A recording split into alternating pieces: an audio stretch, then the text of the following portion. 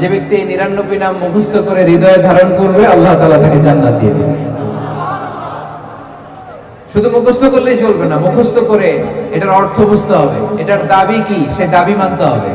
কারণ বিষ্ণু বলেন নাই মান হাফিযাহা দাখালাল জান্নাহ, তিনি বলেছেন মান আহসাহা দাখালাল জান্নাহ।